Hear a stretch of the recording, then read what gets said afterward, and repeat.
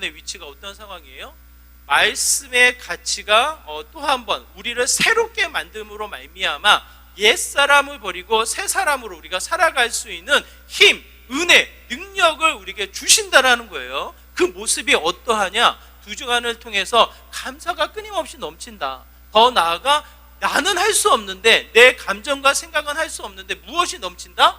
사랑이 넘치는 삶을 우리가 살게 된다. 하나님을 통해서 우리가 새로워지는 삶을 사는 게 감사요 사랑이라는 이 의미를 우리에게 부여하십니다. 그러면서 오늘 본문이 2절과 3절과 4절의 말씀, 바울조차 어떻게 이야기를 합니까? 자신을 위해서 기도해달라고 부탁을 하는 거예요.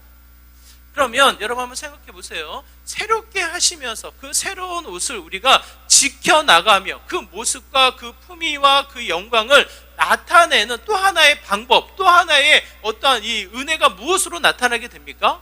오늘 본문의 위치를 통해서 생각해 보면 뜬금없이 바울이 기도를 부탁하는 게 아니거든요. 결국 우리의 삶의 새로워짐이 하나님의 은혜라면 그 새로움을 유지하고 그 새로움을 통해서 영광을 나타내는 삶의 모습이 또한 무엇으로 우리가 그게 가능합니까? 기도라는 거예요. 기도. 존 칼빈, 시대의 흐름에 이 하나의 빗줄기로 하나님의 진리를 깨닫고 선한 영향력을 나타냈던 존 칼빈이 뭐라고 이야기하냐면, 하나님의 보물을 찾는 열쇠가 뭐라고 이야기합니까? 하나님이 곳곳에 보물을 숨겨 놓으셨대요. 여러분 한번 생각해 보세요. 내가 가는 길에 보물이 있다. 우리 집에 숨겨놓은 보물이 있다. 내가 모르는 이 어느 한 공간에 보물이 있다. 여러분 만약 그 소식을 듣게 되면 어떻게 하시겠어요? 어떻게 하시겠어요? 여기 뒷산에 보물이 있다. 여러분 만약 그 소식을 내가 들었다. 여러분 어떻게 하시겠어요? 아침이고 점심이고 저녁이고 해가 뜨든 지든 이 손전등을 들고 어떻게 합니까? 찾아 헤매지 않겠냐고요. 그야말로 이곳에 보물이 있다고 하면, 저는 한참 전에 이곳 드라마를 통해서 제가 잠깐 엿봤는데, 신안 지역에 이 선박 보물의 이 보물선이 침몰해서 보물선이 발견됐다. 이 소문이 나니까 온갖 전국에 있는 모든 이 선박에 있는 사람들이 이 어디 신안으로 찾아오는 거잖아요. 왜? 보물을 찾기 위해서. 그만큼 보물이라는 확신과 보물이라는 이 소식이 들려지면 그냥 내버려 두지 않는 거예요. 찾으려고 애를 쓰는 거예요. 거기에 칼빈이 뭐라고 이야기하냐면, 보물을 찾는 열쇠가 뭐다? 기도라는 거예요. 기도. 여러분 제가 한 말이 아니에요. 지나가는 누군가가 기도해야지, 기도가 우선이야, 이런 정도가 아니에요. 내 삶 가운데, 우리의 일상 가운데, 우리의 가정과 직장과 사업체, 우리의 삶의 현장 속에 보물을 찾는 키, 보물을 찾는 유일한 열쇠가 기도라는 거예요. 기도. 이 마틴 루터 종교개혁을 일으켜서 믿지 않는 사람들도 루터를 기억하며 세계의 역사의 흐름을 바꾸었던 마틴 루터를 통해서도 동일하게 이야기합니다. 여러분 생각해 보세요. 시대를 바꾸는 게 쉬운 일입니까 여러분? 어떻게 생각하세요? 제가 제 기억으로 고등학교 1학년 때인가 중3과 고등학교 1학년 때, 제 기억으로 그래요. 서태지와 아이들이 처음 나왔어요. 서태지와 아이들이 처음 나왔을 때 기성세대 어른들을 통해서는 뭐라고 이야기를 들었냐면, 이게 노래냐고, 이 서태지와 아이들의 노래를 통해서 엄청 이 혹평, 좋지 않은 평가가 나타났던 기억이 나요. 그런데 저희 고1 때 우리 학교에서는 무슨 바람이 불었냐면, 서태지와 아이들을 따라하며 회오리 춤을 추든지 랩을 그때 처음 듣고 랩을 따라하든지 완전히 문화혁명이 일어나요. 그럼 상상이 가십니까? 제가 회오리 춤을 췄다라는 게. 정말 둔한 제가 이 율동으로, 경배와 찬양의 율동으로 손끝이 예쁘다고 칭찬받았던 제가 이 회오리 춤을 췄다니까요. 회오리 춤. 혁명이에요, 혁명. 그럼에도 불구하고 시대의 반대, 시대의 혹평이 이루어진 형태를 보게 됩니다. 문화 한 분야의 이러한 모습인데 세계가 바뀌는 거예요. 정치가 바뀌는 거예요. 영향력이 바뀌는 거예요. 마틴 루터가 종교개혁을 일으켰다고 해서 우리가 봤을 때는 뭔가 큰 업적, 큰 영향력을 나타냈다고 생각을 하지만, 본인 스스로는 두려워하며 잠을 이루지 못합니다. 실제로 자신이 어디 가도 죽음을 당할 수 있는 위협에 놓여져 있기 때문에 두려움의 문 앞을 나서는 일을 하지는 못해요. 그래서 마틴 루터가 하는 이 고백이 뭐냐면, 자신이 해야 할 일이 너무 많아서 자신에게 주어진 이 부담감이 너무 커서 뭐라고 이야기합니까? 본인은 기도하지 않을 수가 없다라는 거예요. 할 일이 많으면 많을수록 기도의 시간을 더 늘린다라는 거예요. 이게 무슨 말입니까? 자신이 이것을 감당할 수가 없다라는 거예요. 자신이 능력, 자신의 지혜, 자신의 인성, 자신의 삶에 어떠한 모습이 돼서 이것을 감당한다? 내가 이 일을 이루었다? 말할 수가 없다라는 거예요. 결국 뭡니까? 기도예요, 기도.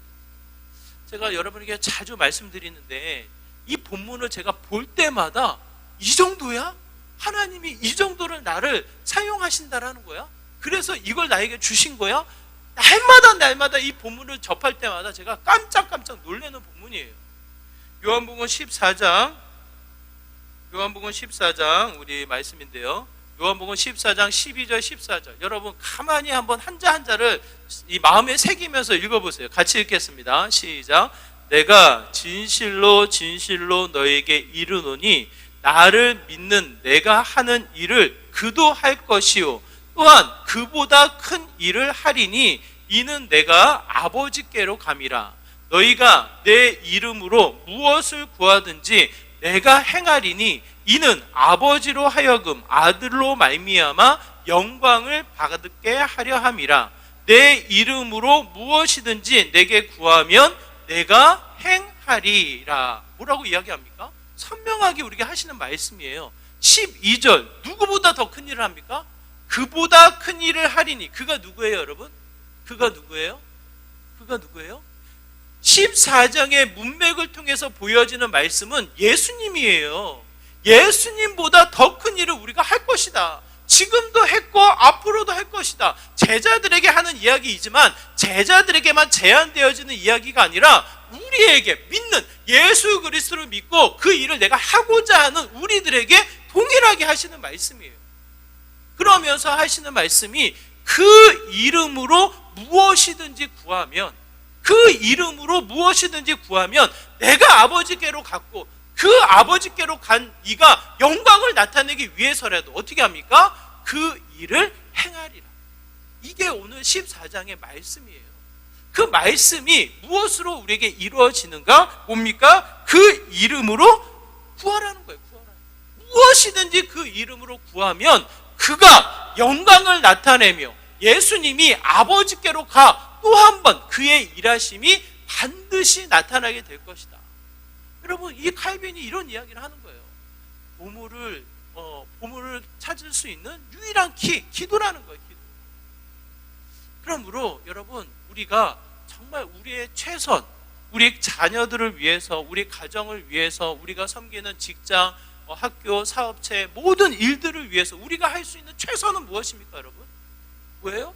바쁘면 바쁠수록, 걱정이 되면 걱정이 될수록, 염려가 되면 염려가 될수록, 소망이 크면 소망이 클수록 무엇입니까? 기도해야 된다는 거예요. 오늘 본문의 문맥의 흐름의 강조점이 여기에 있는 거예요. 그래서 바울은 골로새 지역의 사람들에게 이렇게 권하여 이야기합니다. 2절의 말씀 같이 한번 읽어볼까요? 2절입니다. 같이 읽습니다. 시작. 기도를 계속하고 기도에 감사함으로 깨어 있으라. 기도하라는 거예요. 기도하라는 건데 이 기도의 내용을 우리에게 첫 번째 이야기하기를 기도를 뭐하라? 계속하라는 거예요. 계속하라. 이게 문장이 끊어져 있어요. 계속하라 동사 명령어로 되어져 있어요. 명령어로. 멈추지 말고 뭐라고 이야기합니까? 기도를 계속해서 하라는 거예요. 여러분 우리가 생각했을 때 내가 기도했어 라고 생각하면 새벽 예배 나오는 순간 내가 오늘 기도했다, 오늘 하루를 기도를 시작했다, 뭔가 하나의 어떤 제한된 요소, 제한된 행위로 여겨지는데 그런 마음이 아니라 뭐라고 이야기합니까? 계속해서 기도하라는 거예요. 이 본문의 말씀이 우리 데살로니가 전서 5장 17절 18절에 보면 이렇게 기록되어 있습니다. 같이 한번 읽을게 함께 했습니다. 시작. 쉬지 말고 기도하라. 이것이 그리스도 예수 안에서 너희를 향하신 하나님의 뜻이니라. 여러분 한번 생각해 보세요. 쉬지 않고 하는 행위, 내가 내 일상 가운데 쉬지 않고 멈추지 않고 하는 행위가 뭐가 있습니까? 호흡, 또 네? 뭐요? 크게 얘기하세요. 호흡, 또 그거밖에 없어요? 생각? 생각을 끊임없이 하지. 지금도 생각하고 있구나. 맞아요. 생각이 가만히 있어도 세상의 거리가 들어오고 내 안에서도 들어오고 또 말씀의 거리가 성령의 충만으로 들어오고 막 혼합되어져서 생각이 멈추지 않는, 그래서 하나님의 형상을 통해서 받은 선물이 이성이라고 이야기하거든요. 생각의 거리를 어떻게 해야 합니까? 분별해야 되는 거예요. 밀려 들어오는 생각에 멈추지 말고 끊임없이 우리는 분별해야 된다. 이 가치를 우리가 생각으로 연결시킬 수가 있어요. 그냥 밀려들은 수많은 거리를 생각으로 그냥 단정 짓는 것이 아니라 주어지는 정보, 주어지는 소식, 주어지는 일들을 어떻게 한다? 분별하라. 하나님이 주신 이성을 통해서 분별해 나가는 일도 중요합니다. 우리가 끊임없이 해야 되는 요소로 생각할 수가 있어요. 또 여러 가지가 있죠, 여러분. 호흡도 있고 우리가 쉬지 않고 끊임없이 우리의 에너지를 충전하기 위해서 물을 마시거나 먹는 행위도 그냥 이 무식 중에 어떻게 합니까? 끊임없이 우리의 삶 가운데 반복되어지면서 주어지는 일들이에요. 우리가 잠을 제한적으로 자는 것도 있지만 이 잠을 자는 것도 뭡니까? 내가 필요에 의해서 주어진 시간을 자기도 하고 내가 이 몸이 피곤하면 낮에도 또 자야 되는 거예요. 내 몸의 필요에 따라서 여러 가지 형태로 잠을 취하고 쉼을 얻고 안식을 취하는 형태를 갖게 되어집니다. 이런 요소를 우리가 생각해 보면 내 인생, 내 삶 가운데 빠질 수가 없다라는 거예요. 내 생명을 더하기 위해서, 건강한 삶을 위해서, 무엇보다 내 생명을 지키고 더 건강하게, 더 나아지는 모습으로 확장시키기 위해서 뭡니까? 쉴 수 있습니까? 없습니까? 그럼 가만히 생각해 보세요. 쉴 수가 없는 거예요. 호흡이 끊어지면 어떻게 됩니까? 여러분, 호흡 그래도 나는 오래 참아요 해서 1분을 참고 5분을 참고 10분을 참아요. 참는다고 해서 그 숨을 참는 그 순간이 나에게 행복입니까, 여러분? 그 숨을 참는 순간순간 길어지면 길어질수록 어떻게 돼요? 위태로운 거예요. 내 생명이 위축되어지는 거, 위험스러운 거예요. 끊임없이 그 호흡이 멈추지 말고 유지가 되어졌을 때, 건강한 호흡이 날마다 내 삶 가운데 나타냈을 때 뭡니까? 내 일상이 사라지는 거예요. 그만큼 쉬지 말라는 뜻은 뭐예요? 내 삶 가운데 멈출 수가 없다라는 거예요. 그래서 칼빈은 이 보물을 찾는 열쇠라고 이야기하면서도 또 하나 뭐라고 이야기하냐면 내 영적 상태, 내 영적 생명을 유지하는 호흡과도 같은 게 기도라고도 이야기를 해요. 그래서 기도가 멈추면 어떻게 됩니까? 기도가 멈추면 영적인 이 생명, 영적인 영향력, 영적인 침체가 오는 거예요, 여러분. 그런 이 기도를 성경, 하나님이 오늘 우리에게 주시는 말씀은 멈추지 말고 계속해서 기도하도록 성경 우리에게 권하여 이야기합니다. 여러분, 그래서 우리가 또 한번 기억하고 우리가 적용해 나가야 될 것은 우리에게 주어지는 시간 또 한번 멈추지 말고 끊임없이 하나님 앞에 기도하는 자의 모습이 되어야 하는 거예요. 그것은 내 입술을 열어 시간을 정해놓고 내가 기도했다 이게 아니라 내 마음의 자세를 이야기합니다. 철저하게 하나님을 의지해서 하나님 없이는 내가 살 수 없느라고, 이 순간, 이 상황, 이 모든 문제 앞에 하나님의 도움이 없이는 내가 살 수 없느라고 끊임없이 하나님을 인정하며 날마다 순간순간마다 어떻게 합니까? 하나님 앞에 손을 내미는 거예요.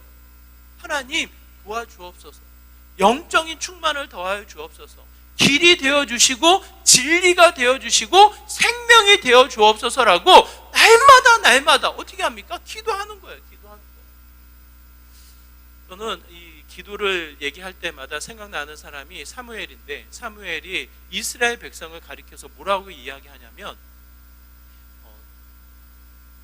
기도를 쉬는 죄를 자기는 범하지 않았다. 백성들을 위해서 끊임없이 기도했다고. 기도 쉬는 죄를 범하지 않았다고 이렇게 표현을 하거든요. 그러면 반대로 이야기하면 기도가 쉬면 어떻게 되는 겁니까, 여러분? 기도가 쉬면 죄가 된다라는 거예요.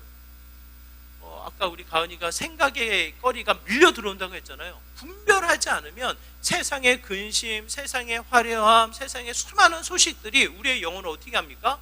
건강하게 내 영혼을 세워나가는 게 아니라 병들게 만들어요. 세상의 소식들이 끊임없이 근심과 두려움으로 밀려 들어와 또 한 번 내 영혼이 병들게 됩니다. 거기에 분별하라, 하나님의 말씀의 가치가 들어갔을 때 내 영혼이 건강해지는 거예요. 무슨 뜻이냐면 기도하지 않으면 수많은 세상의 소식들이, 나에게 주어지는 일들이 근심과 두려움과 염려가 되어 어떻게 됩니까? 늪으로 끌고 가는 거예요. 늪의 특징이 뭐예요, 여러분? 늪이 뭐예요? 빠져나오려고 하면 할수록 늪의 특징은 뭡니까? 점점점 들어가는 거예요. 하나님을 붙잡지 않고 하나님이 주신 그 기도의 끈을 우리가 놓아버리면 결국은 내가 생각하고 내가 고민하고 내가 염려하고 내가 살아보려고 몸부림칠 때마다 점점점 늪으로 빠져들어가는 거예요. 그러므로 바울의 상황을 통해서 권하는 이 말씀의 가치를 우리가 또 한 번 새길 때에 어떠합니까? 기도를 멈추지 말라는 거예요. 계속하라는 거예요. 계속. 여러분, 우리 기쁨의 교회에서는 새벽 예배가 있고요. 우리 수요일 날 그래도 같이 모여서 기도하는 시간을 갖고 있습니다. 그 외에는 시간이 정해놓은 시간이 없어요. 그래서 새벽 예배, 수요 예배 나와서 기도했다, 이것으로 끝나지 않아요, 여러분. 제가 다시 한번 여러분에게 부탁을 드리고 싶은 것은 영적인 호흡, 여러분의 가정이, 여러분의 직장이, 일용할 양식이, 주어지는 문제가 날마다 어떻게 합니까? 마음을 열어 하나님을 의지하고 주님 없이는 내가 살 수 없느라고 기도하는 믿음의 출발점, 믿음의 현장이 되어야 한다는 거예요. 이 신학자가 물어요. 충분히 기도했냐고. 누가 거기에 내가 충분히 기도했습니다 말할 수 있습니까? 하지만 저는 이렇게 표현하고 싶어요. 충분히 기도했다, 그렇게 말할 수 없지만 날마다 주님을 의지해서 기도합니다.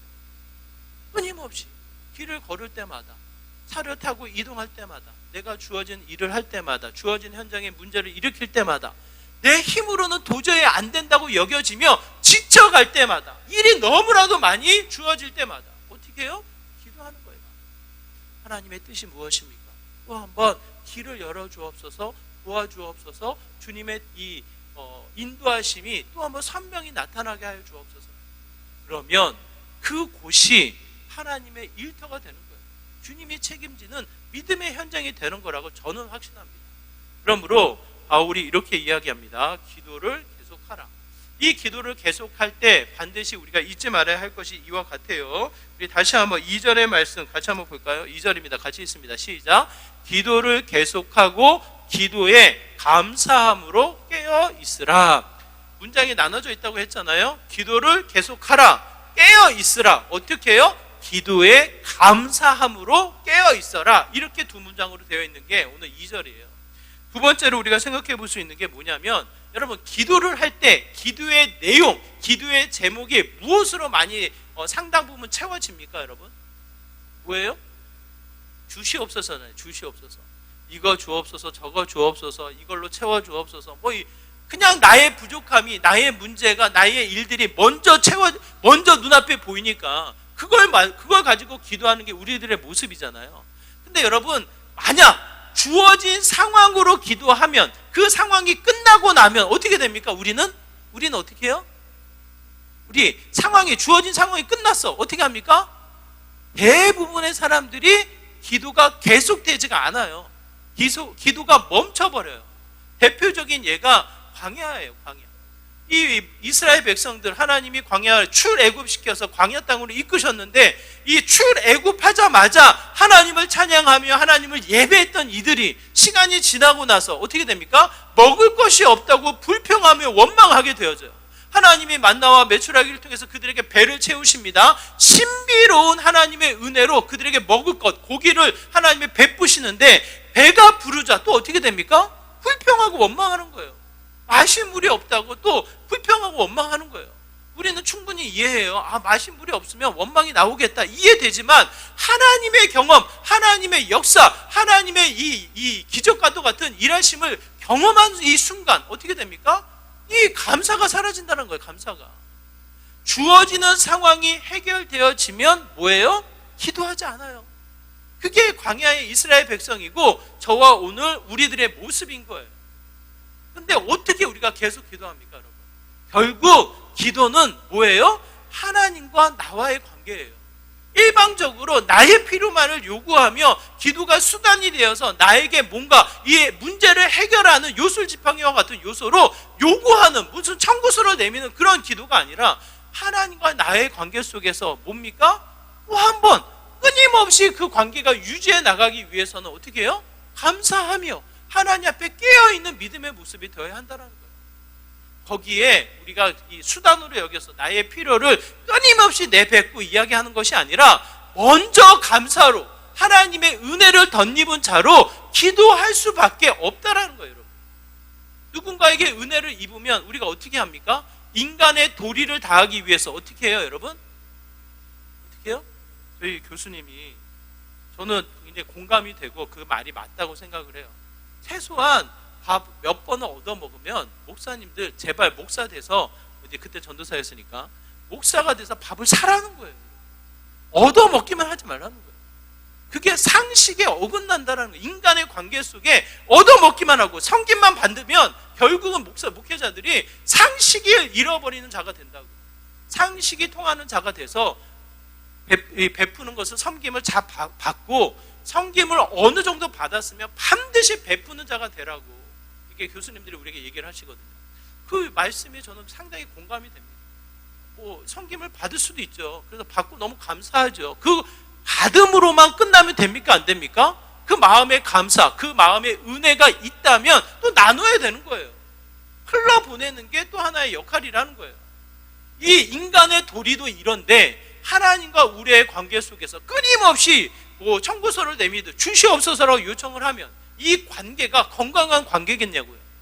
하나님이 어떻게 나를 통해서 일을 하셨는지, 내 생명을 어떻게 지키셨는지를 또 한번 알아. 그 하나님의 은혜를 고백하고 감사하는 믿음의 귀한 마음이 먼저 우리에게 채워지고 나눠질 때 또 한번 기도의 은혜가 펼쳐지게 된다는 것을 이야기합니다. 빌립보서 4장 6절 7절 우리에게 은혜로운 말씀인데요. 우리 한번 같이 읽어볼까요? 함께 했습니다. 아무것도 염려하지 말고 다만 모든 일에 기도와 간구로 너희 구할 것을 감사함으로 하나님께 아뢰라. 그리하면 모든 지각에 뛰어난 하나님의 평강이 그리스도 예수 안에서 너희 마음과 생각을 지키시리라.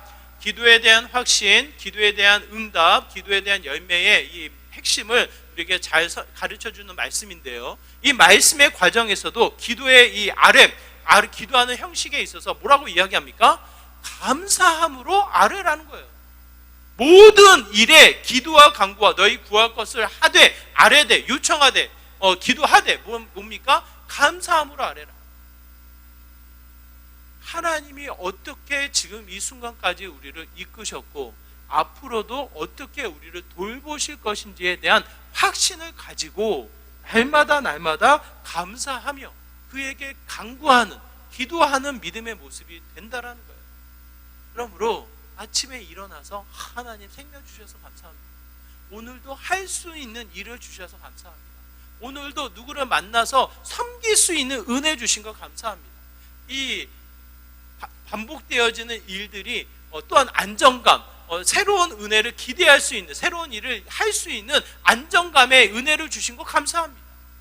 자녀를 주신 거 감사합니다. 섬길 수 있는 부모님을 주신 거 감사합니다. 직장을 통해서, 이 사회를 통해서 또 한번 내가 할 수 있는 일을 주셔서 감사합니다. 내가 기도할 수 있도록 또 문제를 보게 하신 거 감사합니다. 누구를 도울 수 있도록 은혜를 주신 거 감사합니다. 누구를 통해서 또 한번 도움을 받을 수 있도록 붙이시고 인도하시고 함께 하신 것에 감사합니다. 끊임없이 우리의 가정, 우리의 직장, 우리의 삶의 현장을 돌아보면 돌아볼수록 뭡니까? 감사하며 기도하는 거예요. 그 자리가 어찌 하나님의 영광, 하나님의 역사가 숨겨질 수 있겠습니까? 그러므로 또 한번 계속해서 우리가 기도할 때 그 기도의 제목이 나의 문제, 나의 필요로만 매이지 않는다라는 거예요.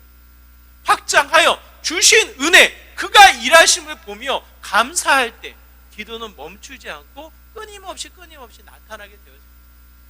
여러분, 기도는 다른 사람에게 하는 거 아니에요.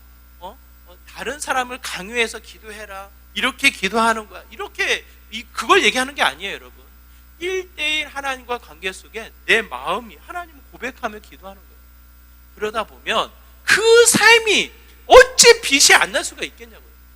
어찌 하나님의 영광, 그의 행함이 나타나지 않을 수가 있겠냐고요. 그러므로 여러분 2절의 말씀 잘 기억하세요. 계속해서 기도하라. 이건 숙제가 아닙니다, 여러분.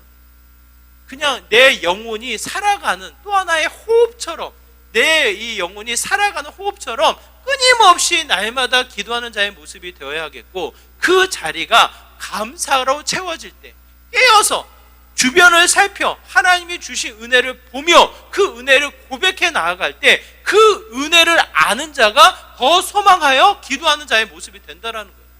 거기에 우리 3절과 4절은 기도의 폭을 넓히는 마음을 우리에게 주십니다. 우리 3절의 말씀 우리 마지막으로 같이 한번 볼까요? 우리 3절의 말씀 같이 읽겠습니다. 함께 했습니다. 시작. 또한 우리를 위하여 기도하되 하나님이 전도할 문을 우리에게 열어주사 그리스도의 비밀을 말하게 하시기를 구하라. 내가 이 일 때문에 매임을 당하였노라. 뭐라고 이야기합니까?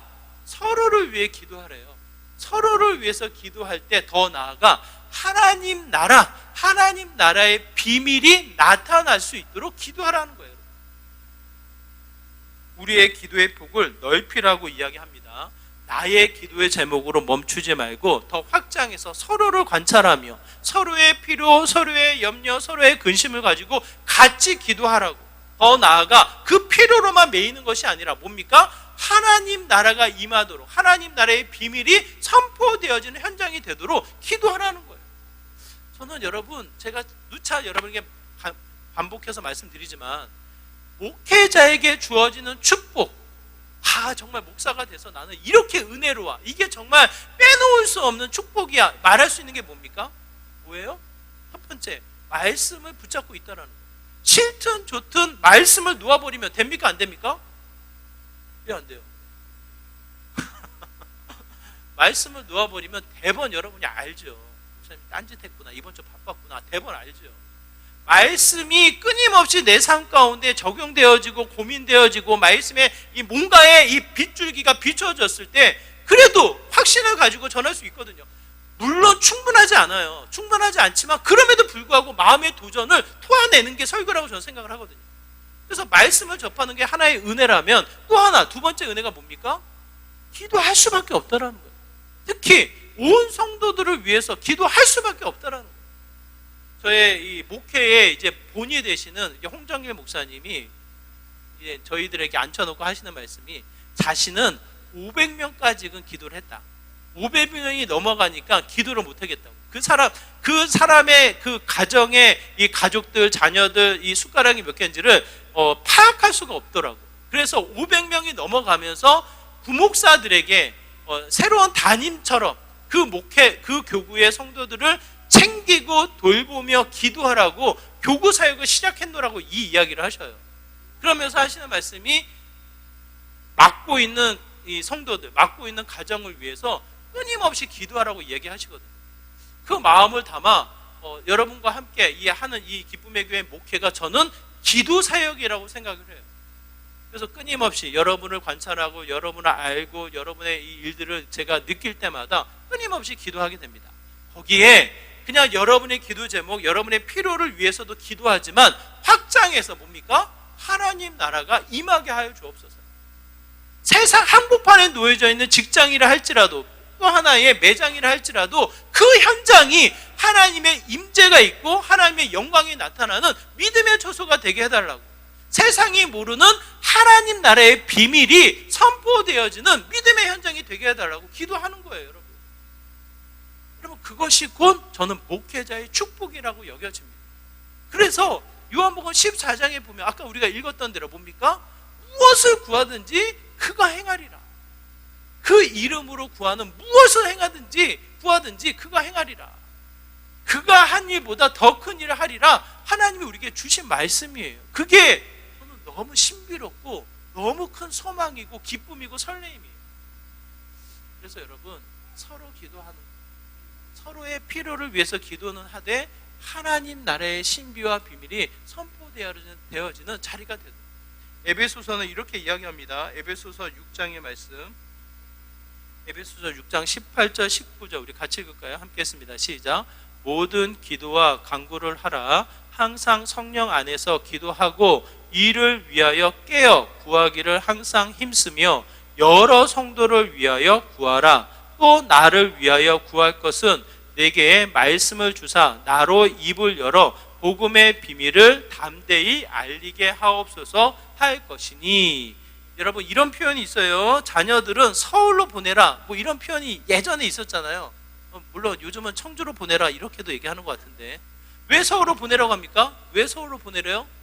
네? 왜 그래요? 이렇든 저렇든 서울이 큰 시장을 가지고 있기 때문에, 영토는 좀 비좁아서 청주보다 작아서 뭐 이게 인구 밀도가 높아서 뭐 땅값이 오르고 사는 게 비참하지만 좀 안 좋지만, 그럼에도 불구하고 청주 지역으로 보내는 이유가, 아니 서울로 보내는 이유가 뭐예요? 큰 시장, 큰 지역을 갖고 있기 때문에.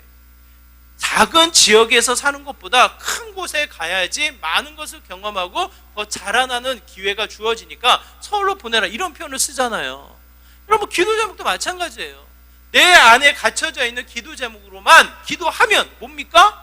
하나님의 위대하심, 하나님의 크심을 제한한다고 저는 생각을 해요. 그 마음을 우리가 품는다면 기도의 제목을 어떻게 해야 됩니까? 기도의 제목을 어떻게 해야 돼요?